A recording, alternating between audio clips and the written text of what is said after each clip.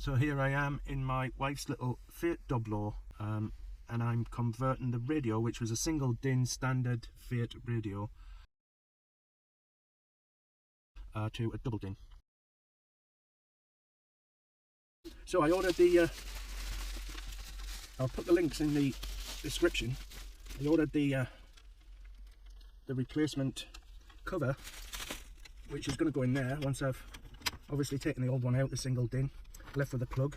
I'm going to try the Atoto first, plug it in, and hopefully that one of the leads in there will match up. And I've got to cut this out here, apparently, according to the chap with the Vauxhall combo. And it certainly looks like that, yes, because it's not going to go in like so. So, and with that you get two brackets in there, and they fit inside at the back. I don't know how light this video is, but I hope you can see okay. So, the Atoto, let's see what we've got in the box. I'm going to take it out and plug it in. So we've got a Wi-Fi antenna, various leads, various connectors, ISO connector A. I'm hoping that is the one that's going to fit onto that one. Yeah, keep that off to one side. ISO connector B. Now, I'm not sure which is which. I'm not a great one for reading instructions, but they look. ISO connector A, ISO connector B. Weird. What else we got? We've got a microphone, and we've got a couple of brackets in there as well. And the unit itself has another surround frame that goes with it, and a smaller surround frame, and obviously the instructions, which I might have a flick through if I have some problems, which I could well do. And there is the unit itself. On the fascia, on the back of the fascia, you've got these two prongs here, as well as a clip here, a little prong there, and a prong there. You've also got these round prongs. The round prongs go into these two holes. I believe those go into this one here. This one, not the actual hole up the top there, but this one, because there is a gap there to take the lip of the prong. So it's those two, and I think when those two prongs meet up with these, it's pretty much flush with the top and the bottom. So we'll see. The fascia panel is going to fit around this little rim. You've got anything like this, the end of that bar, that's a little bit sort of proud. It's not going to sit flat. It's not going to sit down. So I was spending a little bit of time just making sure that you get rid of these little knobbly bits. Standing knife does just sort of cut them out nice, and then it'll be nice and flush. Yep, gonna have to snip that off.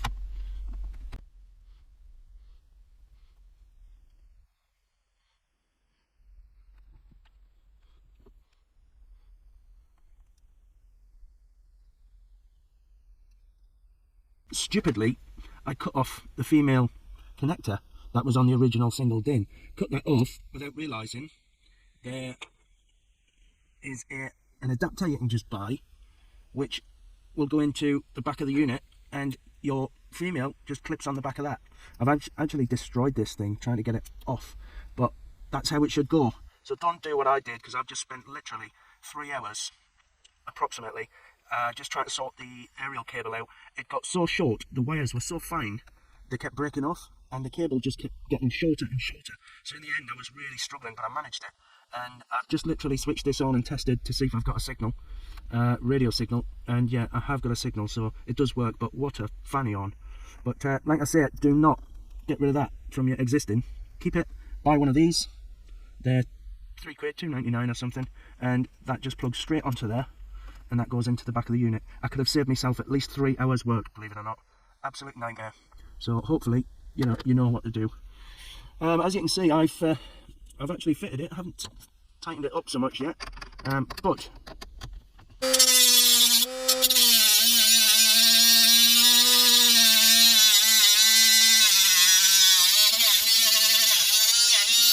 cut these edges off here, sort of V-shaped edge, because if you look in here, this part of the air conditioning unit sticks up, and that's hitting the bottom of the bracket.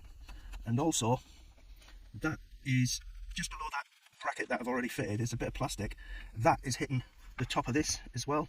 So this is hitting the bottom here, and this bit is hitting the top on there, and it won't go far enough back to sit nicely in the faceplate. With this, it's just a case of suck it and see.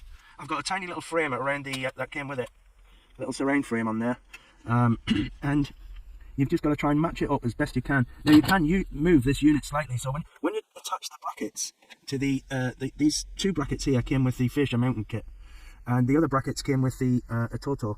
So when you actually mount the brackets together, do not tighten the screws that join the two brackets up too tight, otherwise you will not be able to move this. Obviously it needs to be stiff, but I can move it, pull it in and out. It's got very little up and down, but you can move it if you leave the screws just a little bit nipped off tight, and that does work. And once it's reasonably matched up and you're happy with the where the frame's going to go, it's basically just suck it and see, and just see how central it is. I've got a bit of a gap at the top, but hopefully once that's clipped in, that should go. The sides look pretty even, and I'm pretty much there, but I haven't tightened the bracket screws up yet, just in case I need to move it again. But I reckon if I got that pushed back now, it would be pretty good, it would be acceptable. But I'm going to have to tighten these up as well, because I had to move it even with the brackets loosened off, just to make it a little bit easier. But now I can tighten it all up. Once I'm happy with where it's at, tighten it all up, and then if I can reach the screw. Yeah, it's good that they're accessible, these, otherwise you'd be absolutely buggered. But yeah, I'm happy with the situation where it's at. I've got all the connections done. I've got the USB coming out under the dashboard. I've got the microphone up fixed to up near the driver's head. I've got the Wi-Fi aerial in at the back. I'm not quite sure about that yet. I haven't looked into it, but we'll have to see what happens with that and whether that works or not. But I should really test it before I put this on, to be honest. I think I'll do that. Okay, cheers for now. So I've checked everything. I've checked the Wi-Fi. It's emitting a Wi-Fi signal, but I don't know what the password is. So I'm going to have to find that out. But I'm looking at sort of just getting this cover on. Well, I'm a little bit sort of reluctant to put this cover on if it isn't right once it's actually sat down properly. Because I can imagine it being an absolute nightmare to get back off with these clips, which are out of sight. They're out of sight, and I don't want to break it. It was like 80 quid, you know. But like I say, it's a case of suck it and see, and just playing around with it to try to get it flush to sit right, and concentrating on making sure the bottom's going to sit properly. Well, here goes. That's the bottom clips in. Oh, is it? No, it isn't. It isn't. I've just pushed the device back. It should be slightly further forward. You see, I can't actually move it. That there is further back than this. You can see that. Let's straighten it up. You can see how hard it is to move it. And that's where you want it. You don't want it moving around when you're driving, so. But is that going to go in there? No, no. It still needs lifting up a bit, and I haven't got that purchase. I'm using the brackets at the back here to move it. I'm not pulling on the monitor itself. Shift that out of the way.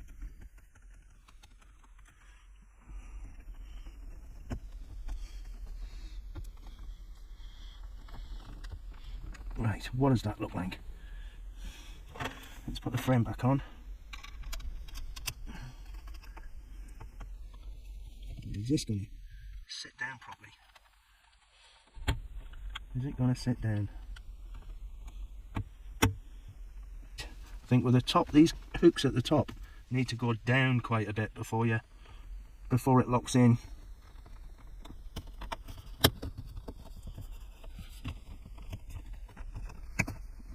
They're not staying, are they?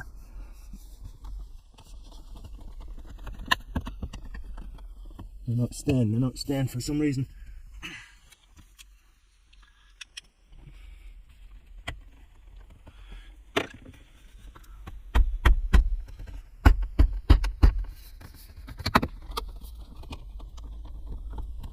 I think a little bit of brute force, possibly. Oh, look at that. It went in without me realising it. Well, not bad at all. That's a really snug fit. can see a discrepancy there.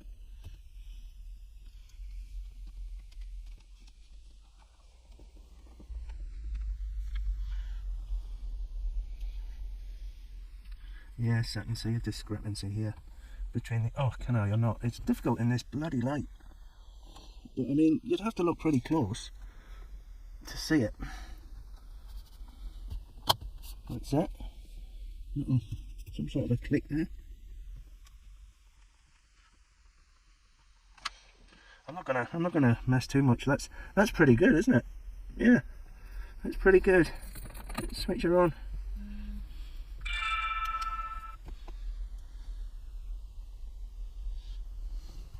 My phone's plugged in.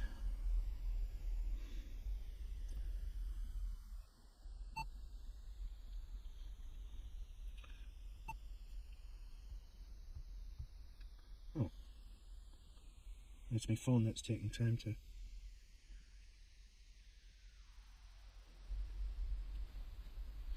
It says can't connect to car screen. Okay, let's go back out. Android Auto. Yeah, I had problems with the connection, so I've swapped this USB out for a different one, and now it works absolutely fine.